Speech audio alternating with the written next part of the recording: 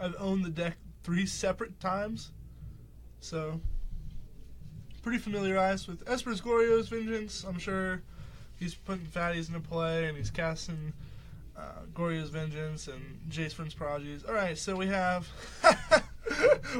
first of all, Paul Mills being a hero, putting the Inkmoth Nexus in the back and not in the front. But we have a Springleaf Drum, Ornithopter into Signal Pest into Midnight, and then Paul Mills just plays a Swamp. So, considering the board states, I would say that since there's a Signal Pest in play, there's a slight edge to one end. Ooh, a Steel Overseer. Hopefully Paul has a Fatal Push for that, or things can get dicey. Pretty dicey, pretty fast, actually. That might be actually brutal. Steel Overseer is a Lord, but it gets Fatal Pushed. But anyway, Steel Overseer, a 2-mana 1/1 that once it no longer has Summoning Sickness, you can tap and put a +1/+1 counter on your dudes, which is real sweet. So, good thing he had the push, or that would have been devastating. We'll see what he's got. We have a card from Kaladesh, taking the place of Glimmer Void, and then we have a Arcbound Ravager.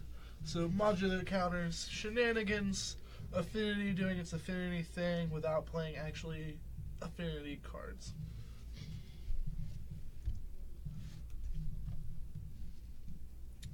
Lingering Souls. One of the cards that the reason why every time I played Affinity I did not like the Abzan matchup was due to Lingering Souls being just an annoying Magic card to have to play around.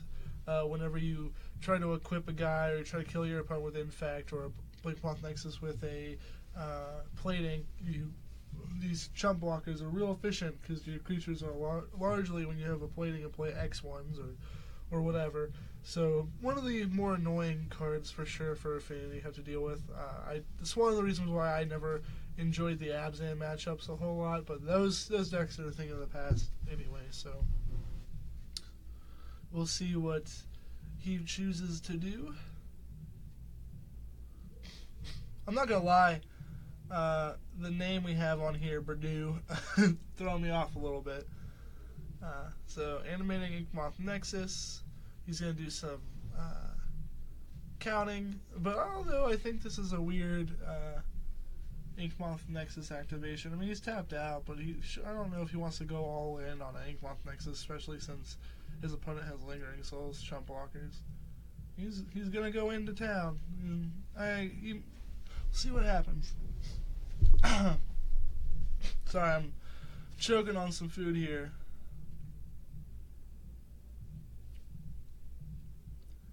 Blocking Inkmoth Nexus. Galvanic Blast, the card in hand. Pretty good Magic card when you have a lot of artifacts in play, and an okay Magic card when you don't.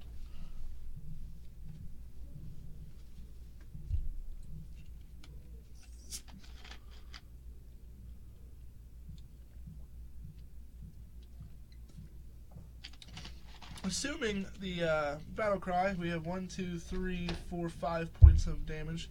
He's going to let the Inkmoth Nexus die, sacking it to Ravager, get a modular counter and deal 6 points of damage, so it seems. I know we have life totals off at the moment. Wyatt's away, and I am not going to lie to you, I'm not entirely sure how to effectively adjust it, and to be fair, we weren't doing the greatest job doing that beforehand either way. There's a Galvanic Blast being cast, and people picking up cards. Seems like when you play 5 spells on turn 1, you do a pretty good job of killing your opponent. So, we're going to sideboard some Magic cards and go into the next game. Oh, don't tell me that you have to sleeve a sideboard card. Come on now.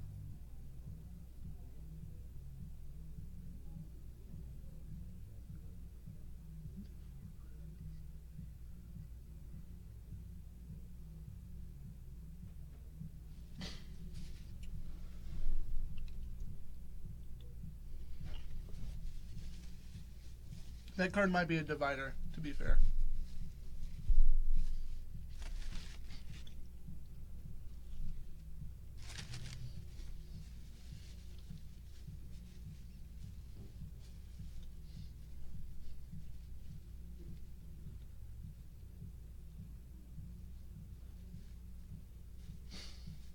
Yeah, Paul rocking the Eclipse sleeves. What it looks like.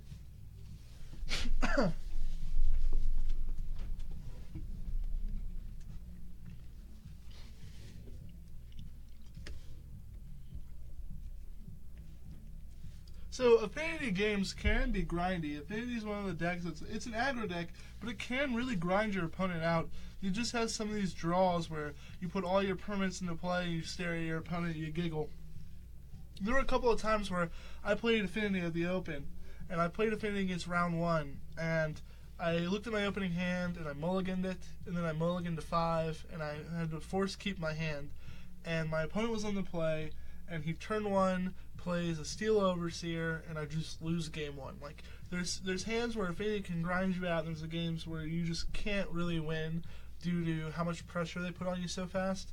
And I just lost game 1. And then sideboarding, relatively something similar happens. I mull to 6. I don't have, like, the greatest hand in the world. I don't have a super fast hand. I think I just played a land, like a Springleaf Drum, Ornithopter into his Signal Pest said go, which is fine. But then my opponent had, like, again, the turn 1 Overseer play, and I just got destroyed. And there are games where Affinity can just outright beat you really fast, and there are games where they have to really grind for their win. So it's one of those decks that can play like this unique play style where they can go from one strategy to another.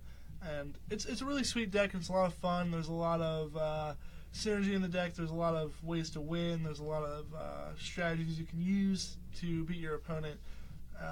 So Affinity is like probably my favorite deck in Modern, just because like Arcbound Ravager is probably like my favorite creature of all time. It's real close. It's either that or a Crown Crusader, but yeah, the deck itself is sweet. When it comes to Esper, Goryo's Vengeance, I'm not entirely sure all the cards on the list. There's like control aspects and then like fatties are going to reanimate, but other than that, I'm not entirely sure. I'm sure it's sweet, but Esper, Goryo's Vengeance is just a slow deck in comparison to Affinity when your opponent's able to put 5 permanents into play on turn 1. It's brutal, and the game ends real fast. And I'm talking super fast, as in like... Did Brady win that one? Yeah, game 2 starting, and there's 18 minutes, or only 10 minutes off the clock.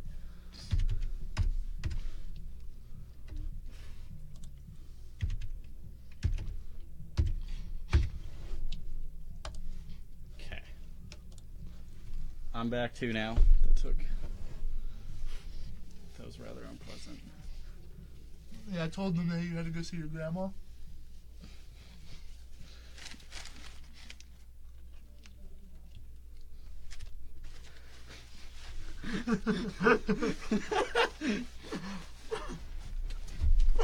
We'll never be the same again.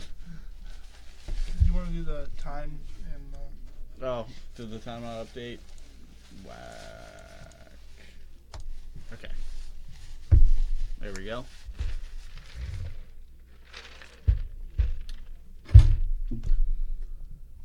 Alright, so apparently I missed Brady Hogue putting 5 permanents into play on turn 1. Yeah, and then, like, I always like to say that it's never scary unless your opponent puts one of 3 things into play. Like, they can put as many permanents into play as they want, as long as it's not a cranial plating, a Ravager, or a Signal Pest.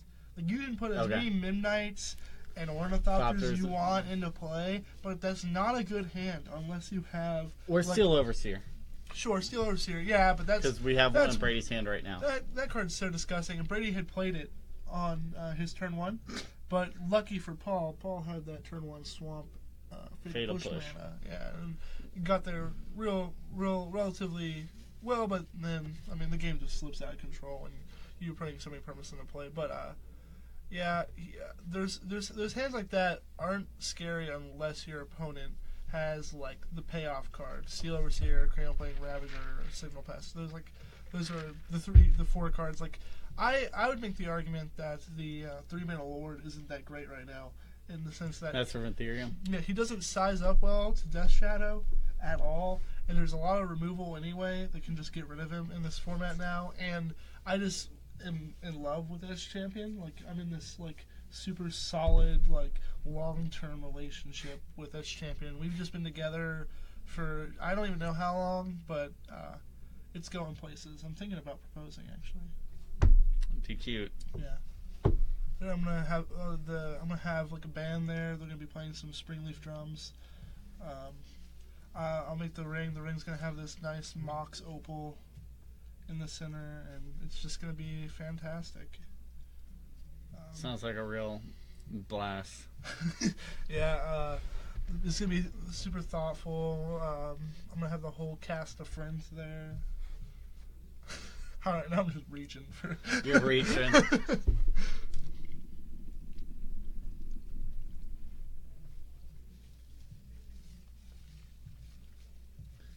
Where's the ceremony gonna be? A nice citadel. So we were thinking to have it at the Darksteel Citadel, and we got to thinking that like Edge Champion really likes spires, okay, and so we decided, we'll go with the new place that's recently opened in Kaladesh. Okay. We figured we'd go there. Glimmer Void's just not as good as it used to be. Let's be real. Who wants to go there? A place that frequently gets destroyed. Yeah, I know, and it like as soon as everyone leaves, it's gone. Yeah, like it's just like it's old news, right? And fake news. Glimmer Void confirmed CNN.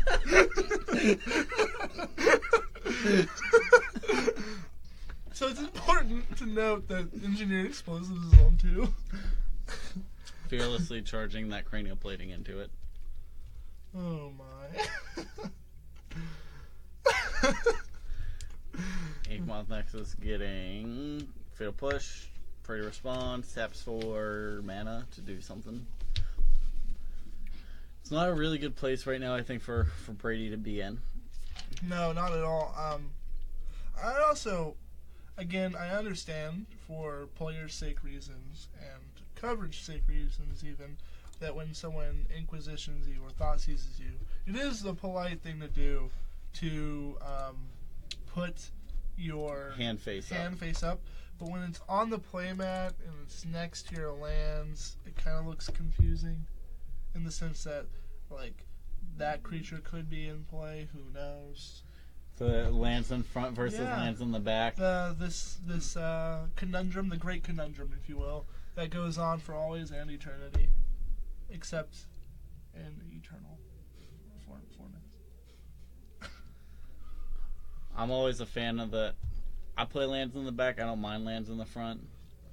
Now, if there's anything I'm going to put in the front aside from creatures, it's going to be my graveyard if I'm playing Dredge. Yeah, I think there could be a good argument for certain decks being appropriately playing with their lands. Like legacy lands. Yeah, makes perfect sense. Yeah. Like your lands are what are relevant there. Dredge, your graveyard's what's relevant.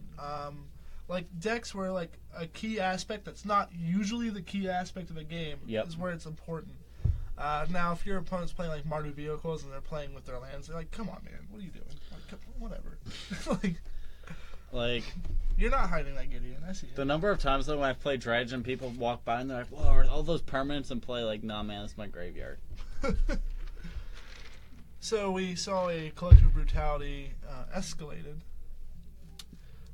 and well, Brady seems to be, or Bradu, however you want to pronounce it, seems to be flooding out here.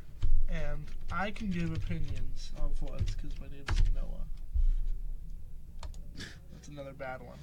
That was terrible. I'm full of the bad jokes. What were these two tokens for? Oh, Lingering Souls. That would be Squirtle and Mew. I see that.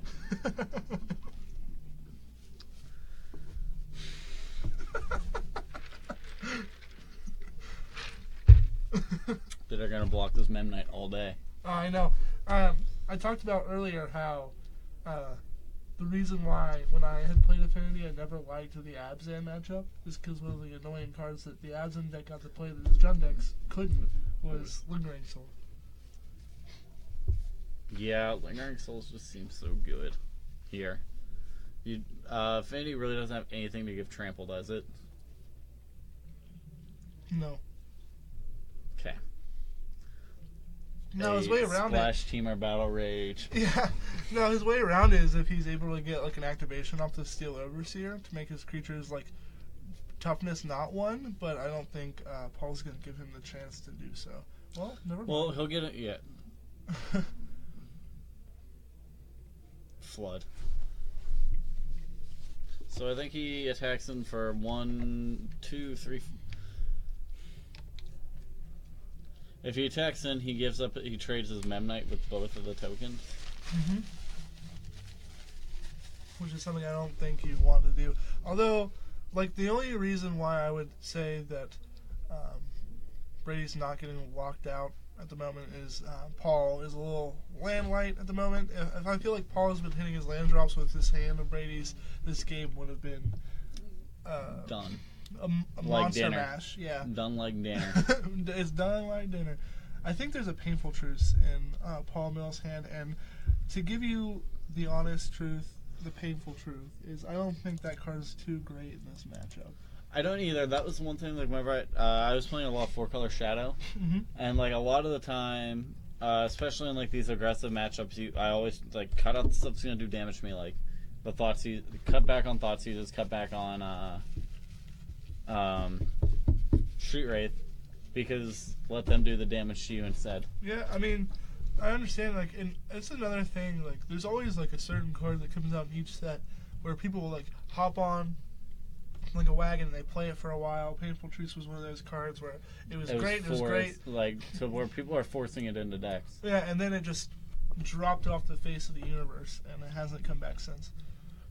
We had a single block from Paul, instead of choosing to double block and force the second activation. We'll see where this game goes. Maybe it can go the distance. We'll have to wait and see. To be fair, he does have the power of a legendary Mew. True. But in this game, Mew's only a 1/1 flying creature token. Sad Mew. He just got done being cloned. He still hasn't realized his full power. He doesn't know his full potential. Or sorry, Mewtwo was the one who was a failed experiment of Mew. Sorry. Well, to be fair, they apparently they errated all that. I had a really interesting conversation with a young man a couple of months ago about about the origins of Pokemon in general, and I was like, well, according to Pokemon the movie and Pokemon 2000, it's Mew. And then he started... I know, like, it's... He started hitting me with the hard facts. He's talking about space Pokemon, and I was like, what? Yep. And I was like, I watched all the movies, too. I got really sick my sophomore year, and literally just got online and watched every Pokemon movie they ever made. Alright, so... He inquisitions and he sees burial rites and a supreme verdict, and that's not going to do anything because those cards do not coast through your list. So we'll continue to see. I love Jace Vryn's Prodigy. I will be the happiest guy alive anytime Jace is on. I feel like here though, I think it would have been safe also if Brady would have just attacked also with his. Yeah, I agree too. Because now he gets to activate Jace, flip it, cast Supreme Verdict, and then I don't know if Brady's coming back from that one. If Brady hit like some manlands, yeah, and he's hit 3 Darksteel Citadels, and yeah, it's just not looking too great. Oh, what's he discarding? Is it land? Yep, discarding that. Transform. Are there any relevant creatures in Paul's graveyard? I don't think so. Paul has been relatively short on mana, and when he discarded Lingering Souls. Alright, he's gonna flashback a Fatal Push. I think we could see the crack of the engineered explosives now. I feel like... What stops you from not cracking the explosive? I guess you can wait for combat, but I don't know. I mean, now explosives blows up Jace, right? Because conversion costs us 2? Since Jace flipped. Yeah, but didn't they change the ruling to where if it's flipped, its conversion cost is what it was on the other side now? Let me look that one up. I think they changed that. I'm not... that sad moment when two judges have to look. That's one it could be, but I don't. I know. Yeah. Hopefully, Jay Friends Prodigy.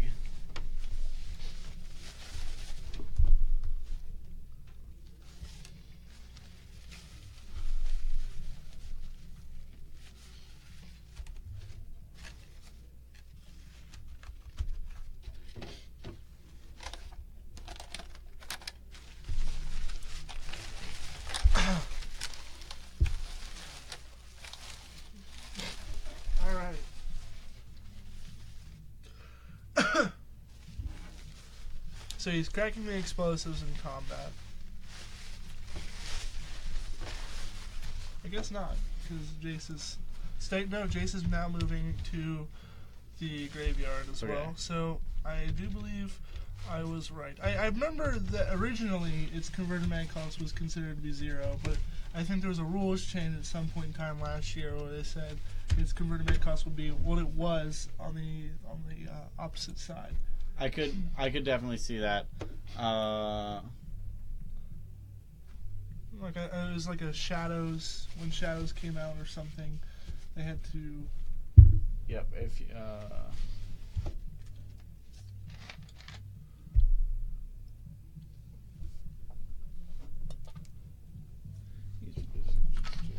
Now this is interesting because Brady has a Signal Pest and 2 Cranial Platings and a lot of Darksteel Citadels.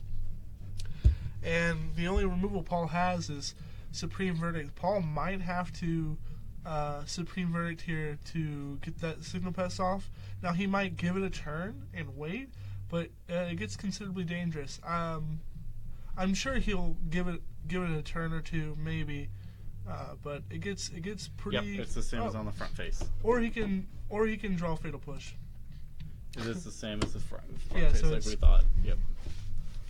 Because I remember like they've done that every once in a while now recently, where they like change a ruling. They did the split cards, and they did those. I remember like I had I think that's fun. Like the split cards, I'm sure it ruined some decks, but I'm really glad that they actually did something, because like the one ruling that was weird with it was like if you revealed to counterbalance, it could be either. It could be either. But if you reveal to Dark Confidant, it's both of them added together. Yeah, that's when Wear and Tear was like real good. Yep. But yeah, like who honestly, other than like Sean Carroll, misses the fact that Brain in the Jar was a modern viable card? Like who needs Dragon's Maze to have any value as a set anyway? I remember right after Brain in the Jar got spoiled, a guy in one of the MTG groups was like, I'm looking to buy 1,000 Beck and Calls at 25 cents each. Jeez. To be fair, if he sold them in time, he made bank. Probably. Like, I mean, they got up to like $1 or $2. Yeah, which but still. That's 4 times what he paid on it. Yeah, that's a 300% increase in profit. That's incredible. The real card they should have gone after was Breaking and Entering, though. That was the real... Oh, yeah, with Kari Zev's expertise. Yeah, it went from 25 cents, like bulk rare price, to $5. All right, gifts. I think in Burial Rights plus Big Fatty. Yep. Probably Gristlebrand. Gifts I'm Gristlebrand. One of those sweet, sweet Magic cards that people don't remember was banned at one point. But a very sweet Magic card. Gifts ungiven. Though, this is a good place for Brady. Like, Barrel Rights. Nope, Elish Norn. Oh, because he has the Unburial Rights in his hand. Plus, it kills it kills the champion, which is what I was just thinking about. Like, Gristlebrand doesn't do anything about that, but like. Oh, that's brutal. Like, how many style points would we give Paul if he happened to own the Judge Foil Store? Does he get all of them? All of the style points? So much style. I mean, they've dropped down to an affordable price now. Like 500 or whatever. They're like 250 now. Oh, really? They were at like 6 to 7. They've dropped to like 250. So it's like making it like a car payment or buying an Elishnorn. All right, well, I dig it. Here it comes. All right, it's Elishnorn. All right. So, I don't think there's any way out of this at all. You could double Galvanic Blast Elishnorn to get back in. That's his like only hope. That's his last hope. All right. I draw the line at my puns. I really hope he just like Liliana the Veil down tick. That'd be awesome. That would be style points. Yeah, that'd be infinite style points. He does have a swamp. I think that's for his Inquisitions and Thoughtseize. I do know Brady recently started picking this deck up, or started playing this deck, and like he's been slowly building it. So like It's just I remember back in my day we played Island and then we played Master Mountain. and Thoughtcast. Yeah, we played these cards that actually set Affinity on them, and now there's like Spires and basic lands galore, and I don't understand. Here's a good one for you. I'm not hip. Whenever we had the no ban list modern Yeah. event here, if you played in that, what deck would you have played? I would have played Blue-Red Delver almost immediately. I think the two most powerful cards on the modern ban list are Treasure Cruise and Mental Misstep, and I would take advantage of those cards almost immediately, and I would bash people with Delvers, I'd counter spells. I'd play 4 Spell Pierce, my main deck. I'd probably play 3, because Spell Pierce gets so much better when people are trying to play broken cards. Oh, it would either be Blue-Red Delver, which is 100% what I would play, because you get to play with Ponders and Preordains, and oh man.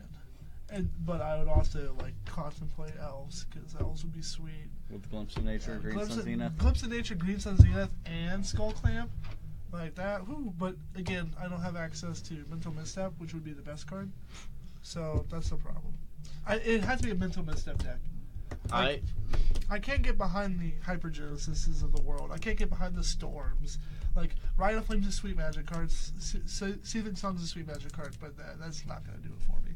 I'm not going to play your Cloud Posts. Blue or go home. Like, that's what it is. What about Skull Clamp Affinity? Oh, man. You just had to say... To be fair, I think Affinity is just not good enough in comparison to the all other decks. Like, Affinity gets to play Mental Misstep, and it gets to play Skull Clamp, and that's sweet, but I think the better Skull Clamp deck is Elves. And if Elves can't play Mental Misstep, and it's the better Skull Clamp deck, like if I'd be playing Skull Clamp, I'd be like, I want to play the best Skull Clamp deck. But if the best Skull Clamp deck can't play Mental Misstep, I'm not about it. I can't do it. Mental Misstep's just so good. Because I played in that event and played Hypergenesis for that event. That's sweet. And Hypergenesis can just get there, but I feel like it's just like you're rolling dice when you play Hypergenesis.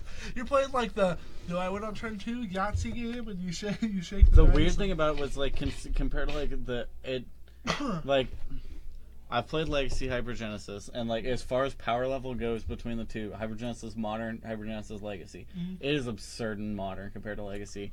But I looked at some online lists, didn't like them, and for like no ban lists, and I ended up deciding the list I wanted to play was straight up 20 fatties, and the rest of the cards in the deck. I had to play 1 Dismember, and yeah, I played like 2 Dismember, I think, and then everything else cascaded, except I had 4 Bloodbraid Elf, 4 Violent Outbursts, and 4 Demonic Dread. Okay. So that you could consistently just cascade off on like turn 3, turn 4. The only thing that was a real feels bad man was Bloodbraid Elf, Flip Simian Spirit Guide. Oh, yeah. Instead of keeping the chain going. I think one of the important things to look at that a lot of people ignore when they look at no ban lists, they think ultimately they think the format stays the same as is, and then those cards get added, and then that's it. But it's completely different decks you can play. When those cards get added to the format, other cards that normally wouldn't see play in Modern, or wouldn't see a whole lot of play in Modern, become relevant. Become really good. Like, if I was to play, I would play Blue-Red Delver. And in my Blue-Red Delver, in my main deck, I'd probably play 2 to 3 copies of Gutshot. Because of how good Gutshot would be against the opposing Delver decks, against the Elves decks, because the Elves deck is what really scares me from an aggro standpoint. Like, I would make sure that card was in my deck. Like, I want to have as much turn 1 interaction. Like, I want to be doing stuff on turn 1. I want to be stopping what my opponent's doing on turn 1. So if I'm playing Delvers, Ponders, and Preordains, I can do something on turn 1. And if I have Mental Missteps and Gutshots, I can stop what my opponent does. And I think that's extremely important, and it's something I'd be all about it. And then I can Treasure Cruise so much earlier. Oh, yeah. Like, because I played, I played Ebergenesis. Like, my fatties in the deck were 3 Gristlebrand. Alright. 3 Gristlebrand, 3 Emrakul, 3 Omniscience, 2 Platinum Angels, that brings me to 11, 2 Platinum Angels, 2 Terastodons. Nasty. Yeah, boy. 2 Terastodon, 2 Archon Rider. Ashen Rider. Ashen Rider. Yep. 2 Ashen Riders. Looks like we're getting some infect damage going. I'm not sure. I think Affinity won in the sense because he was attacking all out with infect damage, and he was able to instant speed equip maybe. Plus, Paul's showing his sideboard, possibly asking questions and saying he can't. How he couldn't do anything with the Umbeo rights, and then the swamp sad face being on top. Yeah, that happens. I mean, that's Magic for you. Variance in Magic, it occurs, and this was a sweet match. But I'm curious. I'll have to make a post on Four Horsemen asking people, because that's something I really like. I just like conversation and asking things about not what ifs, but like in Magic, if there's a no ban list Modern, what would you think are the top 3 decks, right? In Modern, no ban list Modern. Like for me, I think it's Blue-Red Delver. I think Delver. I think Elves, and then I don't know what the third deck. I think Storm. Storm. I feel like it's like a. Because I think Storm seems to great once you get the Rite of Flame Seething Song back, and then you get Gataxian Probe again, Ponder, Preordain. Yeah, so Storm. And that's the other thing is Blue-Red Delver gets Ponder and stuff like that. Yeah, like Blue-Red Delver just gets literally everything. Like Blue-Red Delver is almost playable in Modern as it is almost playable. So the fact that they would literally get everything imaginable in the ban list, that's incredible. I think I don't think it comes close. I think the best deck is easily Blue-Red Delver, and then it just the other 2 are debatable. I think you could make a strong argument for Elves. You could make a strong argument for Storm. You could make a strong argument for Affinity. You can make a strong argument for Eldrazi-tron. Or just the classic Eldrazi. Yeah, I think one of the... With Ivugan again. Yeah, I think one of the worst cards that is like a trick to play off the ban list, if you had no ban list Modern. Now, of course, if it was legal now, it'd be devastating. Well, not devastating, but it'd be really strong. Stoneforge Mystic. If that's like a card you're playing, a no ban list Modern, it's not doing enough. You're not doing a whole lot against the. You're not the Storm worlds, the Hypergenesis. Honestly, worlds, same with Deathrite Shaman. He but does a lot, but from the event, I was playing Hypergenesis, I played against it, and it literally did nothing in any of our games. I have to respect Deathrite Shaman. I played in Legacy Elves. I can't tell you the number of times I've drained my opponent from 16 life to 0 with Deathrites. My favorite time I've ever seen Deathrite Shaman do work was actually with a local player. Do you remember when Kazu he was playing Elves and he had nothing on the board state, and he actually came back and won the game with Deathrite Shaman. I didn't see that, but that was sweet. I remember that, but Deathrite Shaman just I have Mana so much respect for that Planeswalkers, card. I played it in Legacy, I played in Legacy Elves. I played on Kazu's team for the team event. Round 1, I got paired against Black Red Reanimator. Probably my worst matchup that I could imagine. Like, a turn 1 Sire of Insanity, turn 1 Elish Norn, turn 1 Iona is just backbreaking. My opponent at the end of my turn on turn 1, Entombed, got Sire of Insanity. On my turn, I'd like fetch for. Should we cut back to the what you call it, Cam? The booth. The booth, Cam. Yeah. So during my turn 1, I got a Bayou. Greenstone Zenith got a Dried Arbor. He goes gets Sire of Insanity. Then on his turn, he entombs it. Or not, exhumes it. Gets a turn 2 Sire of Insanity on me. I proceeded my next draw was a Deathrite Shaman. My draw after that was another Deathrite Shaman. And then a Querying Ranger. Yeah. Getting 1 to 2, getting a Deathrite activation to gain a life, and to gain 2 life and drain for 2 life every turn. And then eventually got myself to a point where I could get 2 drains a turn on him. And, like, 2 drains and gain 2, so like his Sire was, it might have actually been the enchantment they had, the Anime Dead. Yeah, Anime Dead, okay. Yeah. So like it was really only a 5/4 hitting me. So like I'm Still. taking 3 damage a turn and draining him for 4. And just like Deathrite alone for that game just won it. Yeah, my favorite reanimation story ever was, again, harking back to the the Appreciation event I played at. It was a 6-round Modern event where I played Ban Eldrazi, and then in the top 8 it was a draft of Eternal Masters, and my pack 1 pick 1. I tend to be the kind of guy that like I'll draft like whatever like one of the pro strategies are, and like there's like red white. There's blue green threshold. There's like elves. There's a lot of sweet decks that you can play. Yep. My pack 1 pick 1. I opened up the pack. I looked at it, and there was a Sphinx of the Steel Wind, and I said, "We're doing it." So I picked the Sphinx. Pack 1, pick 2, Animate Dead. I'm like, we're doing it. We're doing it. Pack 2, open it up. I open up the Call of the Skybreaker, the 7 mana, make a 5/5 retrace. So I was like, that can go in my deck. Pack 2, pick 2. My opponent passes me an Entomb. And I was like, who them boys? I said, we're doing it. Pack 3, pick 1, Toxic Deluge. Like, my deck was insane. It was insane. The guy I rode up with, who's the person that let me borrow Ban Eldrazi, he's like, it's a free event. You can just borrow this. You can play. And I was like, sweet. He let me borrow it. I did real well. And then the top 8, we played in the finals. So we just shook each other's hand and took our Eternal Masters box.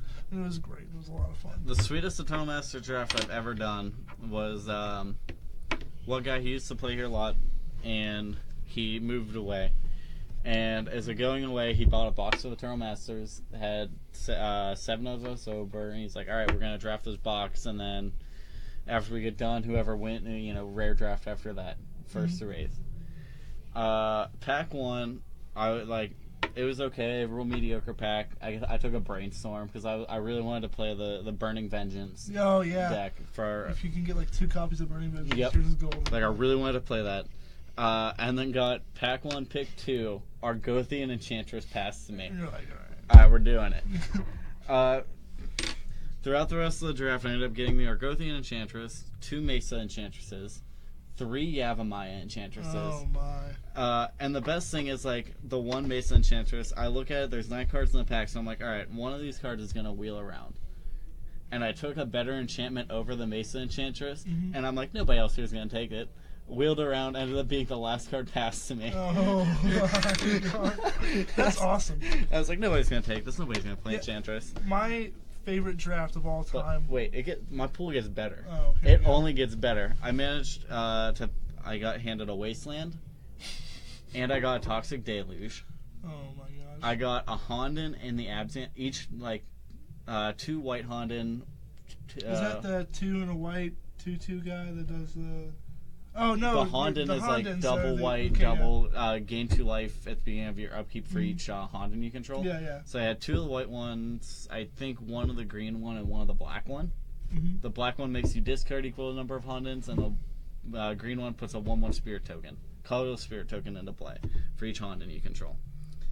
And like that was my deck, and like it was just gas. I'm trying to think if there are any other like sweet rares I got in there. Like, oh yeah, the best one, Green Sun Zenith. I got a Green Sun Zenith as well. That's awesome. The best draft I ever had, and I mean ever, and it was probably like one of the funnest games of Magic I think I've ever played, honestly, was it was a Modern Masters 2017 draft, and in my draft deck I had 2 Comet Storms and 3 Wildfires. Modern Masters 2015, you mean? Whichever one had Wildfire in it. Comet Storm was in 2015. 2015? Yep. So I played in that one, and I had Idiot. okay, so maybe it was 2 different decks. Because there was one where I had 2 Comet Storms, and then there was one where I had 3 Wildfires. And, like, I remember so whichever one had Mox Opal, which ones had Mox Opal? 2015. So I remember opening up a bunch of Sphere of the Suns.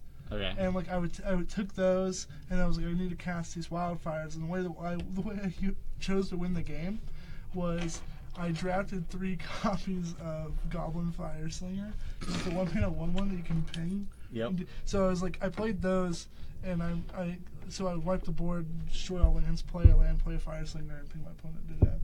That was like my way to win the game. It was like some of the funnest games of Magic ever. One of the most absurd drafts I ever did was I pack 1, picked 1 Comet Storm, and then in pack 2 I got another Comet Storm, foil this time around, 8th pick, and I remember going, what? Like what's going on? Like it was pretty intense, but good times. They were good times. Modern Masters those drafts were good. I like the Eternal Masters ones a lot. I didn't draft a whole lot of Eternal Masters. I wasn't like too interested. I bought a box, got a Force of Will and a foil Xanthid Storm. I was like, better than my box. I was like, neat. But I opened up a foil Wasteland too out of prize packs from something. But I picked up a pack up in the Waynesburg Forest and got a foil Jace out of it, and then dropped that immediately. That's money. That was good money. Just let me open up this money here and help pay off my TV. That's awesome. I only drafted Eternal Masters a couple of times, and it was sweet, but there were like a lot of like cards that if you played them, they were just backbreaking. Like there was the Goblin Trenches. Mm-hmm. And, like that card was pretty disgusting. Oh, I beat a Goblin Trenches deck with the Enchantress. I was about to say. Round 1 I played against, like, I played Ryan Wolf, who we had on here earlier. I played Ryan Wolf, and he had basically a control deck, and ended up beating him. Round 2 I played against Brian Hayhurst, the guy who was moving. Yeah. He was playing the Goblin Trenches aggro. Ridiculous. And literally, like, the 2 games I won were just, like, turn 4 Honden. Start gaining 2 life a turn. Turn 5, play the green Honden, put out 2 blockers, and gain 4 life a turn. I can see where that would work, yeah. Yeah. And then in the final round I played against Sean Carroll. Mm-hmm. Game 1 was just, like, on curve, like, turn... I think the black Honden was only 3 mana. One of them was only, or maybe 4. Like, it was literally, like, white Honden, black Honden, green Honden. Like, literally just in a row, gain 6 life, discard 3. Yeah. Just, like, set it up, and I'm like, alright, this is fine. He was playing elves. I in my sideboard, had the Toxic Deluge. Look at my opening 7, have Toxic Deluge, and I'm like, keep. And just literally just sandbag the entire time. I was like, just kept playing. Like, man, I can't hit anything here.